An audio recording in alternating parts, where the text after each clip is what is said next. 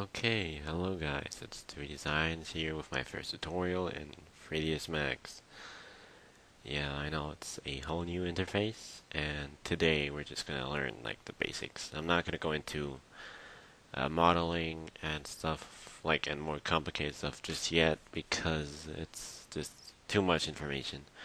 So it's just gonna be like, I don't know, how to move around the camera, customize your layout and stuff. Okay, so let's get started. I personally don't like this layout, like where you have the top, front, left, and perspective like this. What I like to do is change it by right-clicking on one of these buttons here. You know, zoom all, whatever. Like, yeah. Then you go to layout, and I personally like this one. I change the top view to perspective with a left mouse button click. And this one to top, because top is like the most essential one, in my opinion. Okay, now to make the screen go big, like this, you press Alt and W, or Alt W. I don't know how you guys say it, but I say Alt W. Okay, so now we're here in our grid gray theme thing. So yeah, now to move around, you hold the middle mouse button, or you can go on these buttons down here. Yeah, I I don't know. There you go. Okay. But basically it's better with the with the middle mouse button. But in case you have a touchpad or I don't know what you use, then you use it here. Here's all your other tools too, like zoom and stuff like that. Um, okay, to rotate, you hold Alt and with the middle mouse button, you control your rotation. Or one of the buttons here, I think it's this one, orbit sub-object. Um, what else? Well, by scrolling the middle mouse button, you zoom in, or you can have a more controlled zoom by holding Control and Alt and using the middle mouse button. Gives you more control over your zoom. Okay, that's basically how you move around. This little cube up here is the view cube. You may not have it in your view thing, and to like put it in, you just go here, like right click on one of the buttons, go to view cube and show the view cube. You gotta take that. Now basically what this does is it lets you like while you're in your perspective or your 3D mode, you can go to top view, I don't know, back view, like it lets you pick all the views from your perspective view. So you don't have to press Alt W and go into another view and Alt W again. No, you just use the view cube. Okay, now I'm going to talk about these panels here. I never really used these last three and this one rarely. And hierarchy, I don't know how you guys say it, is too complicated for now. So right now we're just going to focus on the create module, which is this little sun or yellow thing. Here are the standard primitives like a box, or wait, I have it disabled somehow. Yeah, it's here on wireframe.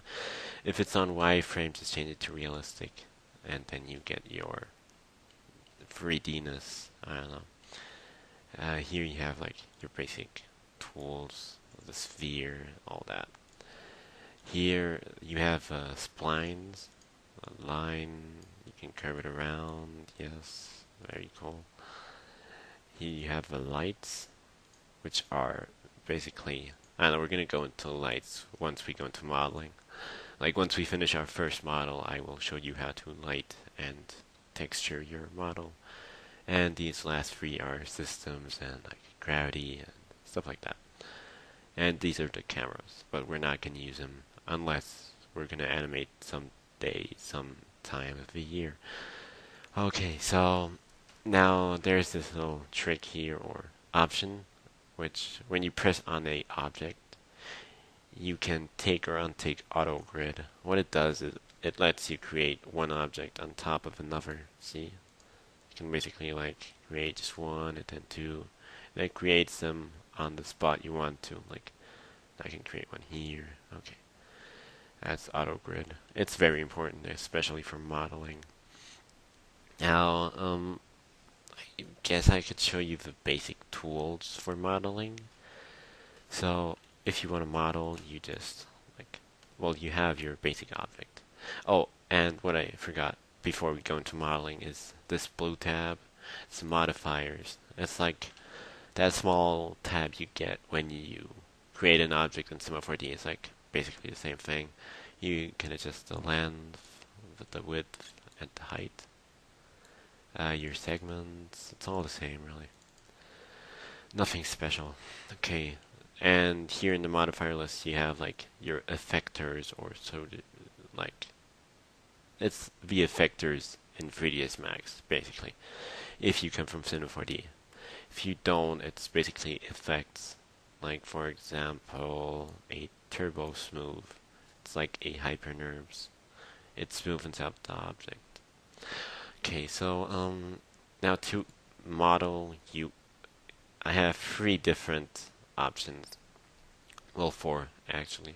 Well, I've never tried the last 2. I know for sure that 2 are different options. You can either convert to editable mesh, which has different tools, or what I always do is convert to editable poly, which has the better tools in my opinion. Now these little red things here are your selection tabs. These are the points or vertices. See here, select 1, here select 2. Oh, 2, I almost forgot the move tools, the scale tool, and the rotation tool. The move tool is with W if you press W, or you can just go up here. Like there's also a button there if you don't have a keyboard, but I think you should have one for the sake of this program. W, then E is for rotation. You see, rotation, wow. Or up here. And R is for the scale. Yeah, scaling. Wow, amazing. Now, with the A button, or with this button, you can toggle your uniform rotation. Like, it now rotates by... Okay, you can't really rotate that. Wait. It now rotates by exact like measures. If I don't know, like 5, 10, 15, 20, 25, etc. Okay, so these are your selections right here. Vertices. Oh, and one more thing. With Q, you get the selection tool. It's like the thing you paint with. I don't know. In your Cinema 4D. Now, here you have your different types of selection modes. You have this rectangular selection mode. You have weird spline selection mode. The very weird, which I don't understand, like drawing selection tool. And your spray can selection tool, which is like the one in Cinema 4D, basically. And my personal favorite is the box or rectangular one, because you have more control, my opinion. Okay, so now, again, to the selection things here. These are vertices, or like dots or edges, points. These are, yeah, it's just 1 point. That's why it's like first. Then the edge is 2 points. It's like a edge, a line, whatever you want to call it. And this is the border, which is basically like, let's say if I make a hole and then choose border, I get those 4 lines. It's like a better line selection tool. Now the 4th is polygon, which is like 4 vertices together, which form like a face. And the last one is element, which selects like the whole object. Okay, I guess that the option you use most is polygon editing. Yeah, That's the one I use most, so yeah. Here are the basic tools. Like, oh, to select multiple faces, you hold Control and just click around.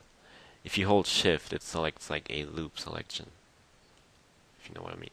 And with Alt, you can deselect faces. Okay, so let's select these parts. This is not like a real modeling tutorial, it's just to show you the tools so you can like practice a bit, and then on Thursday or Friday I shall upload my next tutorial, which will be more specific and more and better modeling, like sort of say. Okay, here you have the tools. You got extrude, it's basically the same as in Cinema 4D. You got the inset, which is like extrude inner. Yeah. You got the bevel, which is like it doesn't extrude and then it scales it. Also kind of like in Cinema 4D. These other ones we will learn like in our more or specific modeling tutorial. So yeah, it's just about like basically you can do anything just by using those three tools. You don't really need anything else. Um, yeah, extrusions, etc. Pretty easy, pretty basic. Okay, you got a basic shape. I don't know, a cube, a weird cube. So yeah, next time, probably Thursday, I will upload the next tutorial, which will then teach you how to model complicated things. And we will probably model, I don't know, a robot arm or something. So it will be a rather long tutorial. Or I don't know, a customized sphere. I have no idea. I gotta think about that. So yeah, thank you. This has been my first tutorial. If I need to improve on anything, tell me. I'll be glad to improve. I'm happy about feedback. If you dislike this video, please tell me why, because I really don't like useless disliking. Like, it's not that I care, but I can improve if you don't tell me how. And yeah, this has been my first tutorial. Thank you for watching. Bye bye.